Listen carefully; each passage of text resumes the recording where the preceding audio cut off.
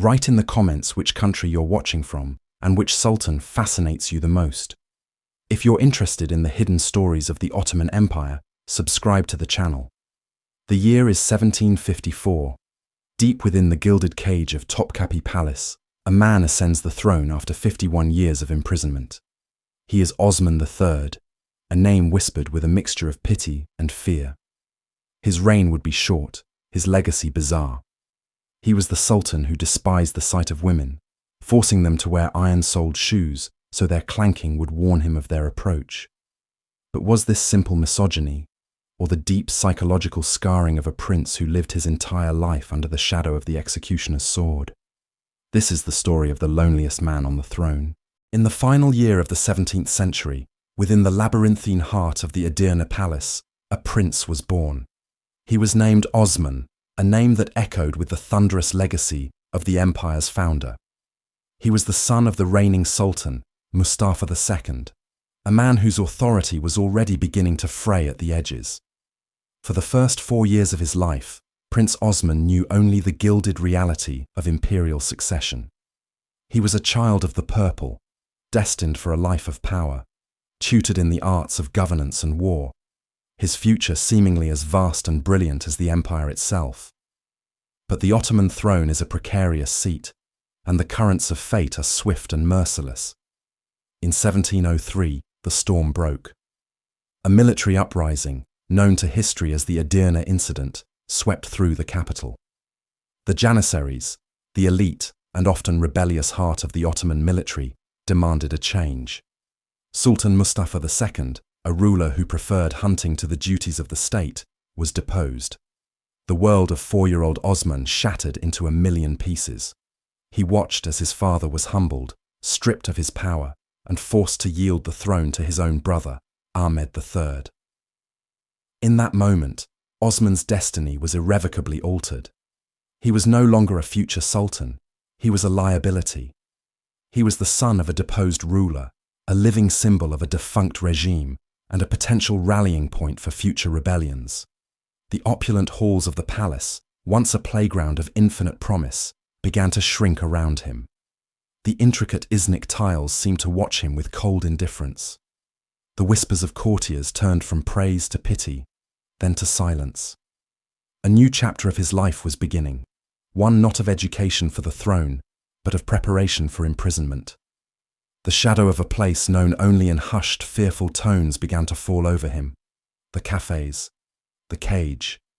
He was a prince born to be a prisoner, his life sentenced before he could even comprehend the crime. To understand the fate of Prince Osman, one must first understand the brutal logic that governed the Ottoman succession. For centuries, the ascension of a new sultan was marked by a chilling ritual, a state-sanctioned necessity known as the Law of Fratricide.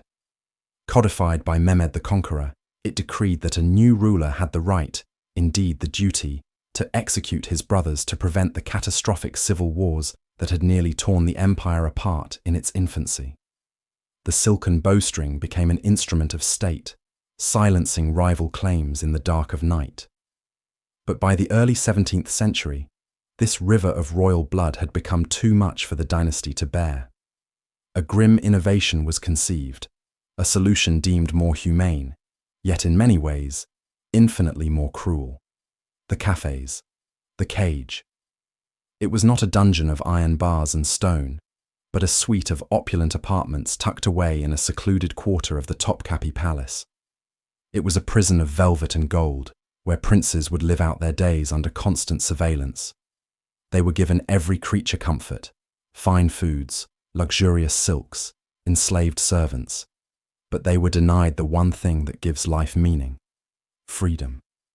The purpose of the Kafes was not merely to contain, but to crush. It was a psychological crucible designed to break the spirit, to atrophy the mind, to render a potential claimant to the throne utterly unfit to rule should destiny ever call his name. This was the world that swallowed Osman at the age of 4.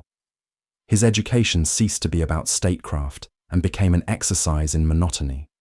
His companions were deaf-mute servants and eunuchs, his view of the world limited to a few manicured gardens. Every day was a mirror of the last, a silent, suffocating routine, haunted by the ghosts of strangled uncles and cousins. The fear was a constant companion, a cold presence in the warm, scented air of his prison. He was a spare, a contingency, a life held in perpetual limbo, waiting for either a throne or a bowstring. 51 years, an entire lifetime. For 51 years, from the deposition of his father in 1703 until his own unforeseen ascension in 1754, Osman lived within the suffocating silence of the Kafes. While the world outside churned with war, diplomacy, and the grand pageant of the 18th century, Osman's universe was reduced to a handful of rooms. His uncle, Ahmed III, presided over the vibrant tulip period, an era of unprecedented cultural flourishing. Then, in 1730, another revolt brought his own elder brother, Mahmud I, to the throne. Imagine the psychological torment. Osman was spared execution, but he remained a prisoner, now under the authority of the brother who had once shared his nursery. While Mahmud commanded armies, received ambassadors, and shaped the destiny of millions, Osman was left with his thoughts, which grew darker and more twisted with each passing decade. The isolation was absolute. It was a sensory and emotional deprivation that began to warp his mind, carving deep fissures in his personality. He developed eccentricities, phobias, and a profound rage against the world that had forgotten him. It is here, in this half-century of darkness, that his legendary misogyny likely took root. In the cloistered, artificial world of the Kafes, women were either distant, powerless slaves, or symbols of the dynastic imperative, procreation, a role he was forever denied. His hatred may have been a perverse form of rebellion, a rejection of the very nature he was forbidden to express. He was denied companionship, denied a family, denied a purpose. He learned calligraphy and woodworking, sterile pursuits to occupy the endless hours, but these were mere distractions from the gnawing void. He was a man aging without experience, a mind festering without stimulation. The vibrant young prince was slowly buried alive, and what began to grow in his place was something else entirely, a creature of paranoia and resentment, a ghost waiting for a crown it no longer knew how to wear. In the winter of 1754, Sultan Mahmud I died. The intricate machinery of Ottoman succession, so long dormant for one man, ground into motion. The doors of the Kafes, sealed for over half a century, were unbolted. High officials of the court walked down silent corridors to greet their new sovereign. They did not find a prince. They found a ghost. At 55 years old, Osman III emerged into a world he barely recognized. The sunlight must have felt like a physical blow, the cacophony of the court an assault. He was no longer a prisoner. He was the Padishah, the shadow of God on earth, the absolute ruler of a vast and powerful empire. But the man who took the throne was a broken vessel, filled with the poison of his long confinement.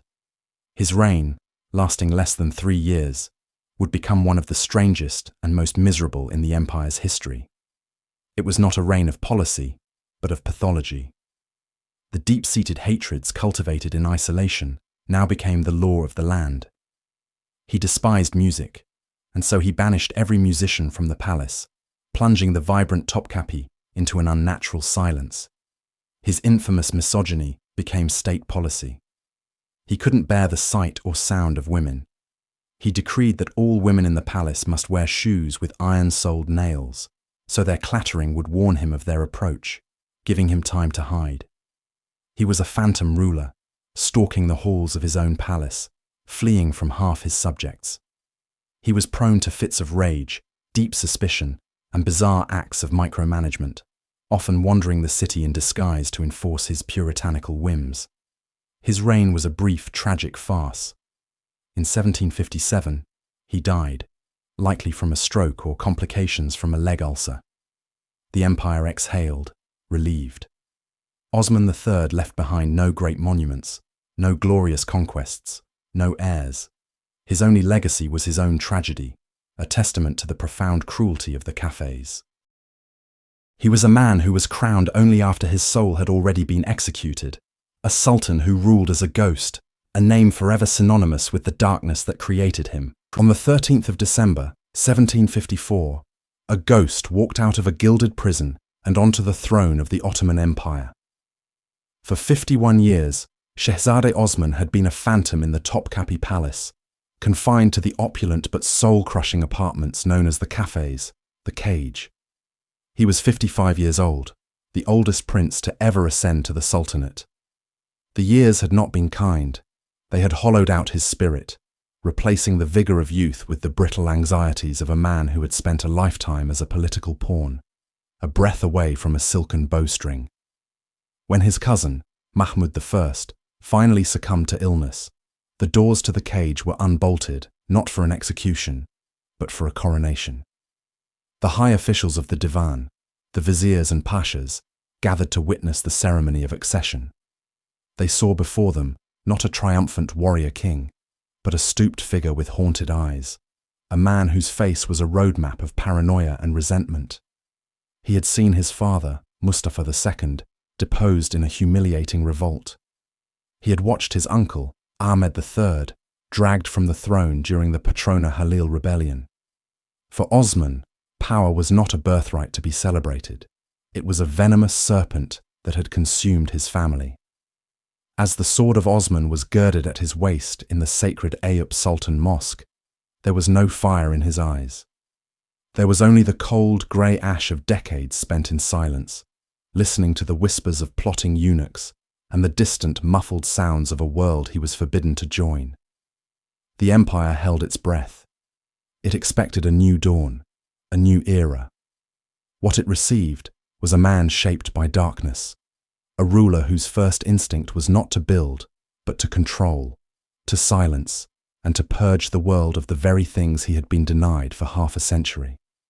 The long night of the cage was over, but a new, stranger darkness was about to fall upon Istanbul. Osman III's reign began not with a grand military campaign or a sweeping legal reform, but with a sound.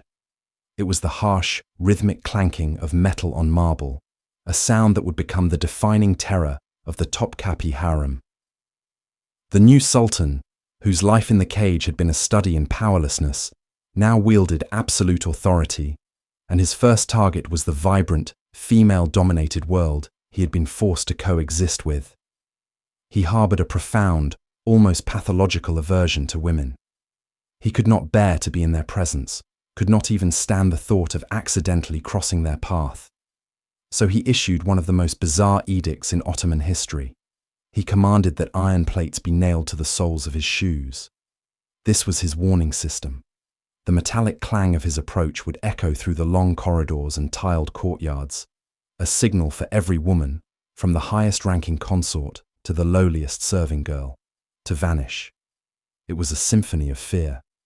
Upon hearing the dreaded sound, the harem would erupt in a silent panic. Women would scatter like startled birds, hiding in alcoves, ducking behind latticed screens, or fleeing into their chambers, holding their breath until the clanking faded into the distance. The palace, once a hive of intrigue, laughter, and music, became a place of anxious silence, punctuated only by the Sultan's metallic footsteps. This was more than mere misogyny. It was the external manifestation of a deeply scarred psyche. The harem represented a world of influence and power that he, as a caged prince, could never access. It was the domain of powerful valide sultans and ambitious concubines who had shaped the fate of the empire. By forcing them into hiding, by making his very presence a thing to be fled, Osman was asserting a desperate, absolute control over an environment that had symbolized his lifelong imprisonment. He was not just avoiding women, he was erasing them. Osman III's war on the senses did not stop at the threshold of the harem. His own soul, barren of joy after decades of confinement, seemed to recoil from the very concept of pleasure. One of his first imperial decrees was a declaration of war on happiness itself. He began within the palace walls. All musicians were summarily dismissed. The haunting melodies of the ney flute, the vibrant rhythms of the darbuka, the complex harmonies of the oud, sounds that had defined the cultural life of the Ottoman court for centuries, were silenced overnight. The courtyards of Topkapi, once alive with song and performance, fell into a stony, oppressive quiet. This was the sound of Osman's inner world made manifest, a world without art, without beauty, without mirth. But this grim austerity was not reserved for the palace. The Sultan turned his baleful gaze upon the city of Istanbul. He despised the city's famed coffee houses, seeing them not as hubs of commerce, art, and intellectual debate, but as dens of vice, idleness, and potential sedition. He ordered them closed. The storytellers fell silent, the poets put down their pens, and the games of backgammon ceased. The social heart of the city was ripped out, replaced by a climate of suspicion and fear. His puritanical zeal extended to the appearance of his subjects. He issued strict sumptuary laws, particularly targeting women. He found their brightly coloured clothes and modestly uncovered faces to be an affront to his severe piety. Women were forbidden from walking in public on certain days and were commanded to wear drab, uniform clothing when they did. He was attempting to impose the monochrome existence of the Kafes upon the most colourful and dynamic city in the world. Osman was not merely a conservative ruler. He was a man fundamentally at odds with human vitality. His reign was becoming a grand, empire-wide projection of his own trauma, a systematic dismantling of every source of joy he could identify. Like many sultans before him, Osman III adopted the practice of tebdili kıyafet, venturing into his city in disguise. But where others sought to understand the hearts of their people or to dispense anonymous justice, Osman's purpose was far darker. He was not a ruler seeking connection. He was a warden patrolling his prison. Cloaked in the simple robes of a commoner, he would stalk the streets of Istanbul, his face obscured, his eyes scanning for any infraction against his rigid moral code. These were not fact-finding missions. They were inspections, fueled by a deep-seated paranoia and an obsession with absolute order. He would slip into the Grand Bazaar, not to admire the craftsmanship, but to check the weights and measures of the merchants, ready to unleash his wrath on any who dared to cheat their customers. He would lurk near mosques and public squares, his gaze falling upon the women of the city. Any woman he deemed to be dressed immodestly or behaving too freely would be noted, her family later facing the Sultan's terrifying displeasure. His subjects began to live with a new kind of fear, the knowledge that any stranger in the crowd, any silent figure in the shadows, could be the Sultan himself, judging their every move. These nocturnal excursions revealed the core of his psychology. Having been controlled his entire life, he was now obsessed with controlling others. The vibrant, chaotic, and unpredictable life of Istanbul was an offense to his ordered mind, a constant reminder of the freedom he had never known. He sought to impose the rigid discipline of the Kafes onto the sprawling metropolis.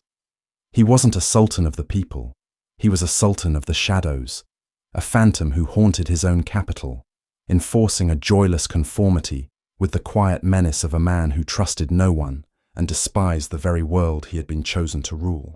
The 51 years Osman spent in the Kafes, the gilded cage, were not merely a period of waiting. They were an education in terror.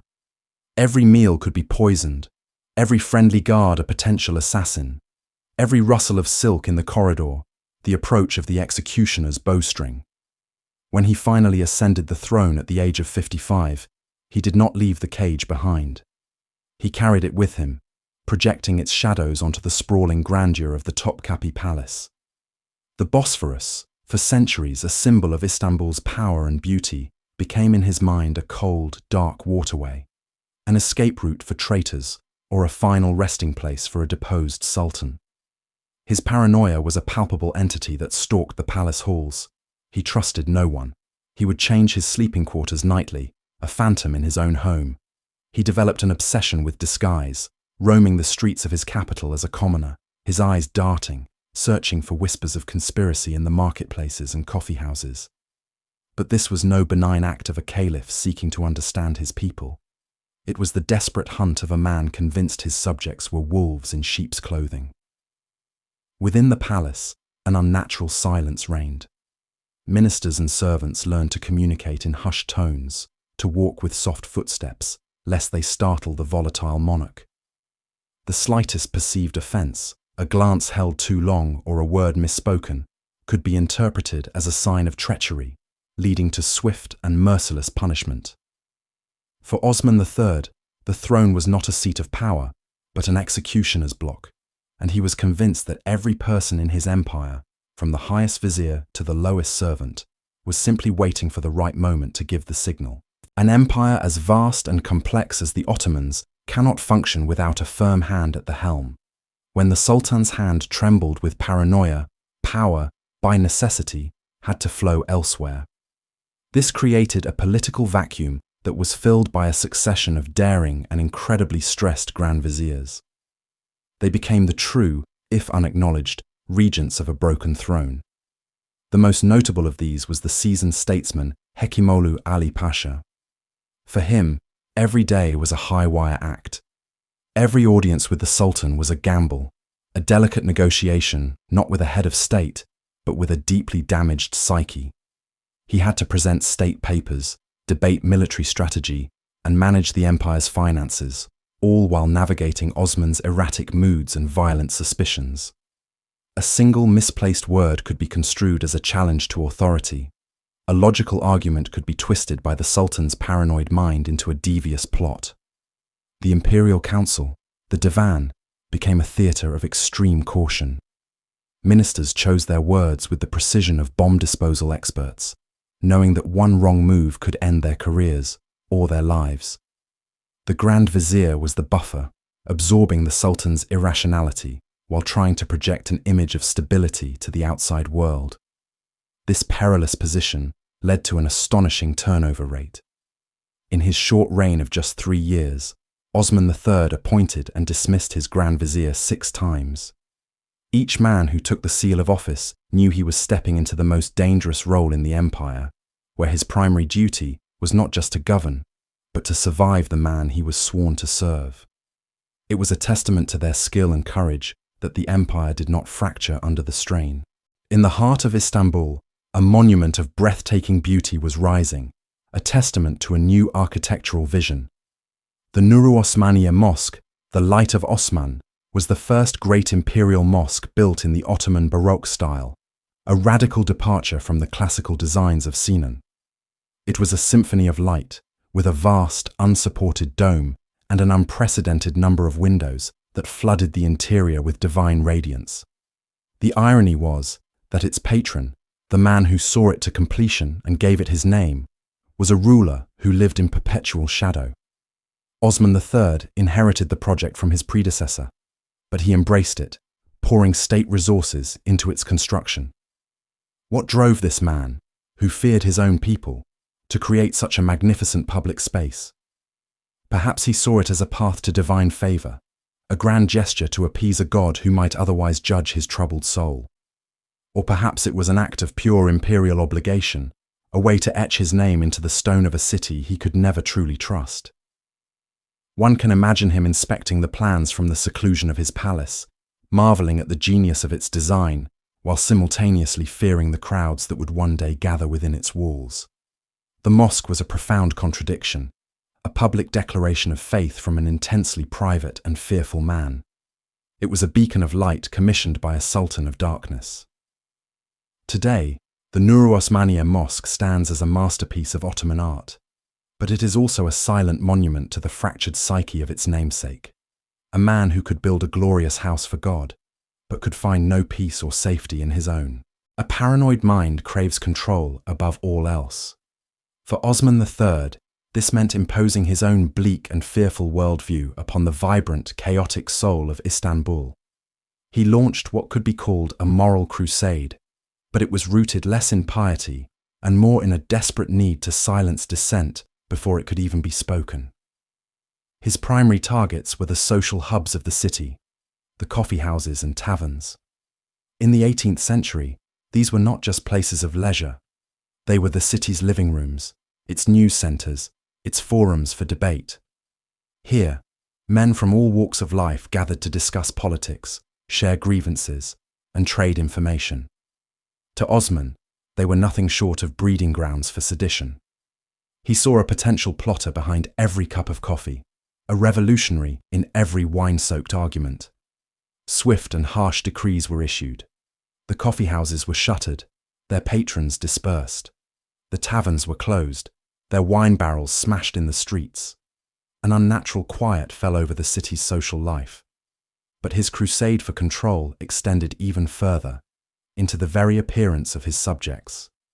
He turned his deep-seated animosity towards women into state policy, issuing a firman that commanded them to shed their colourful attire. They were forbidden from wearing ornate and bright clothing, forced instead into drab, uniform modesty. This was not about religious orthodoxy. It was about erasing individuality and vibrancy, things his damaged mind could neither comprehend nor tolerate.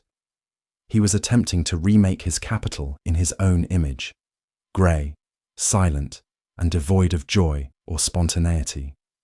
The war on coffee and wine was a war on community itself, an attempt by a broken man to break the spirit of his own city.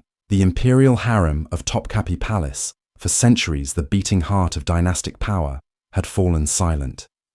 It was a silence filled not with peace, but with a creeping, unnatural dread.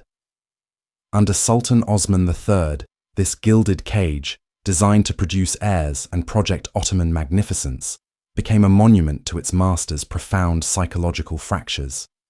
Hundreds of the most beautiful and accomplished women from across the empire waited here. They were trained in music, poetry, and the arts of conversation, all for a single purpose: to please the Sultan. Yet, the Sultan never came.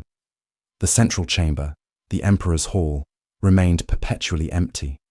The marble baths grew cold. The silks and jewels lay unworn in locked chests. These women were ghosts in their own lives, phantoms in a palace of memory. The source of their isolation was Osman himself. His aversion to women was absolute, a phobia that shaped his entire existence. Court chronicles and ambassadorial reports whisper of a bizarre imperial decree. The Sultan wore iron-soled slippers, or narlan, that clanked loudly on the marble floors. This was not a fashion statement, but an alarm. The sound was a warning, a signal for any woman in his path to flee and hide. He could not bear the sight of them. The harem, a place of sensual intrigue under his predecessors, was now a labyrinth of fear, where the sovereign's footfalls sent its inhabitants scattering like frightened birds. What trauma, buried deep within the 51 years he spent in the Kafes, could have forged such a deep-seated revulsion? Perhaps it was the memory of his father's deposition, orchestrated amidst palace intrigue, where the women of the harem often played a crucial role. Or perhaps the decades of celibate confinement, under the constant threat of a silken bowstring, had simply warped his mind, turning desire into terror. For the women of his court, the reason was irrelevant. They were prisoners of his neurosis, their youth and vitality withering in a court ruled by a man who was not a master, but a frightened fugitive in his own home. On the 2nd of July, 1756, the city of Istanbul held its breath. A spark, born in the district near the port, was seized by a relentless northern wind. Within hours, it grew into a monstrous inferno, a roaring beast of flame that would consume a third of the imperial capital. This was not merely a fire, it was an apocalypse. For 2 full days, it raged, leaping from wooden house to wooden house, devouring mosques, markets, and entire neighborhoods. The sky, even at midday, was a suffocating shroud of black and orange smoke. The Great Fire of 1756 was a catastrophe on a scale rarely seen, leaving hundreds of thousands homeless and reducing centuries of history to ash. The people cried out in the streets, looking for leadership, for solace, for their sultan. But the sultan was nowhere to be seen.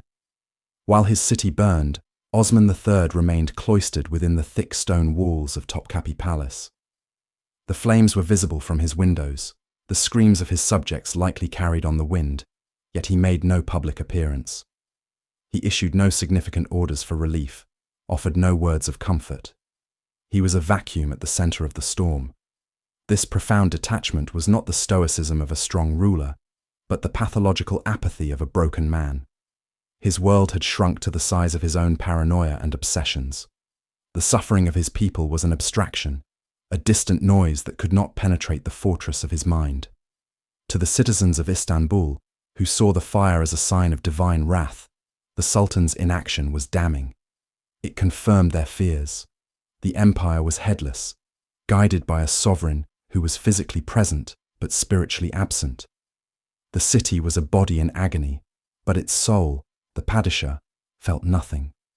The fires eventually died down, but the embers of resentment towards the reclusive, uncaring ruler in the palace continued to smoulder long after the smoke had cleared.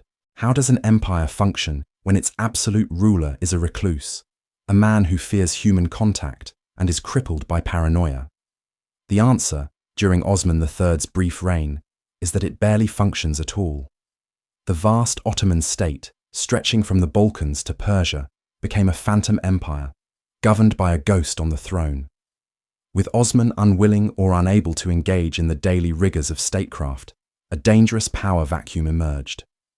This void was filled by a succession of grand viziers, but their authority was built on sand. Osman's paranoia was not limited to women. It extended to any official who grew too powerful or prominent. He churned through ministers with terrifying speed. In his short 3-year reign, he appointed and dismissed 6 different grand viziers.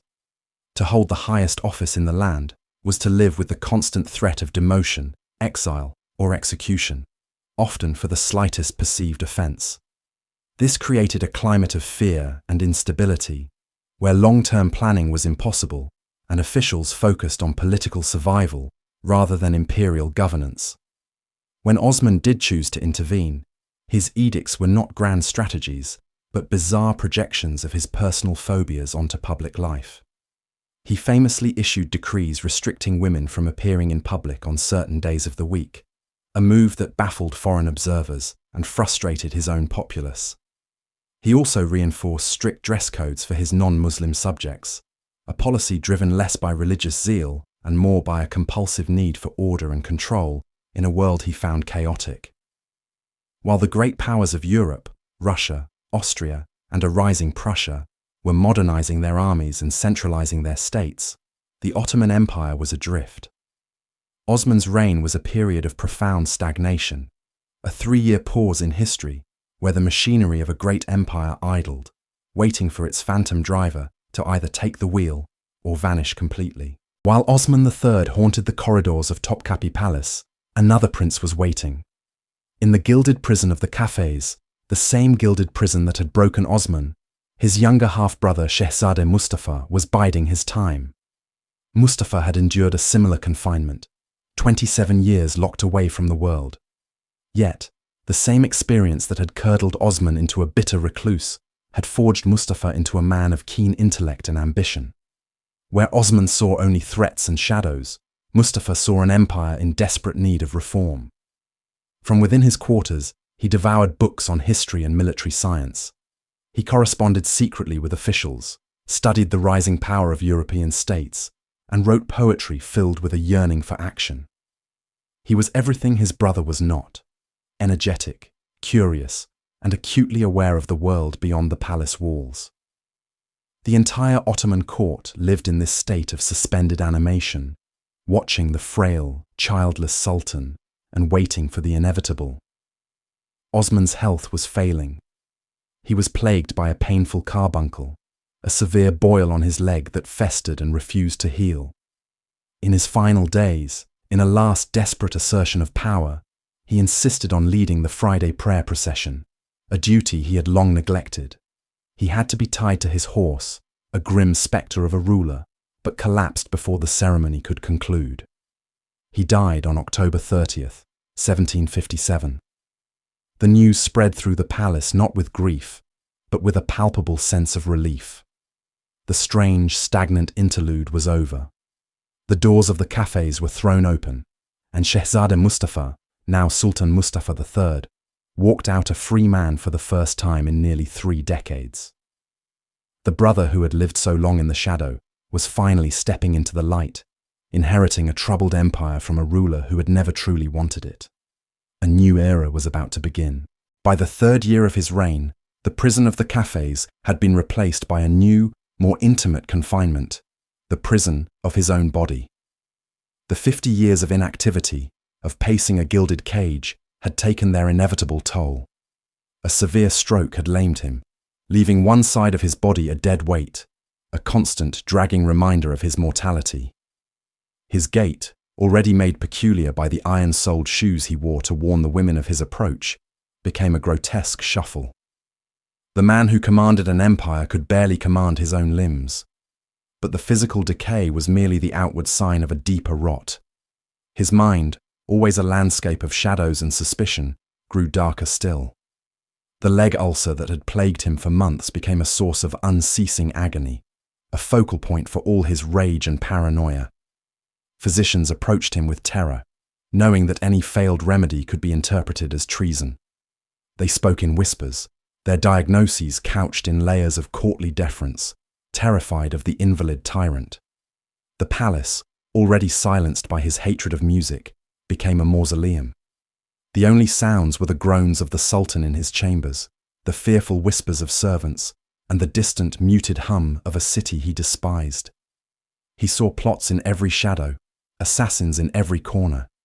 He trusted no one, for he had never been given a reason to.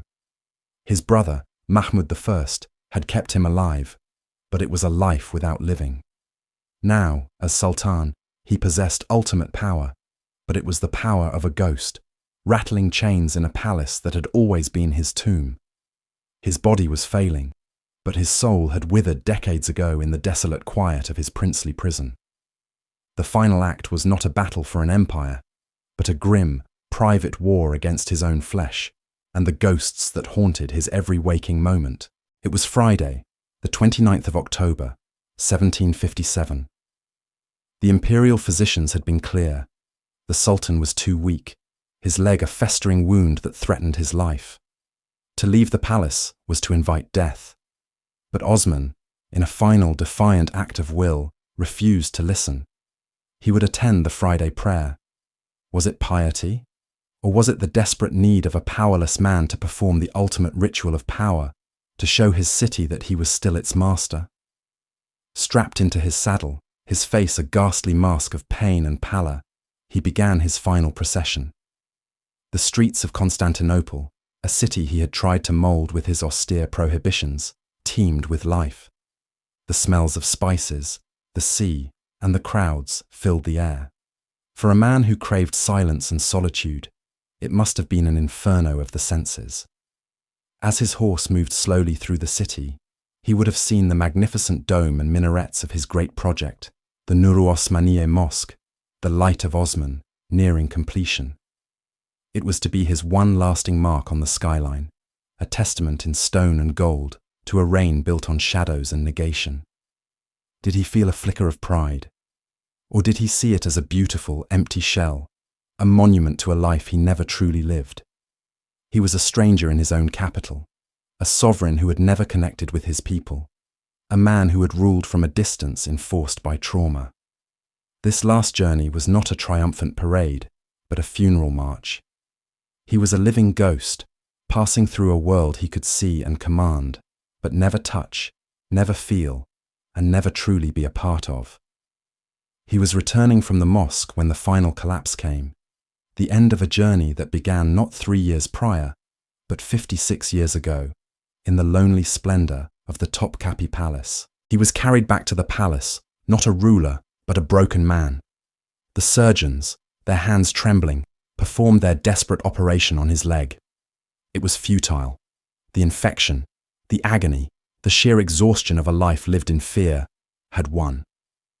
On the morning of October 30th, 1757, Osman III died. There were no weeping concubines at his bedside. He had made sure of that. There were no devoted sons to mourn his passing. He had sired no heirs.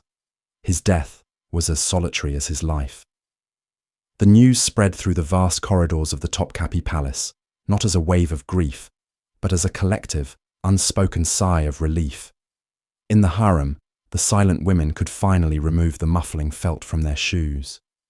The clanking of the Sultan's iron-soled slippers, the sound that had heralded dread, would be heard no more.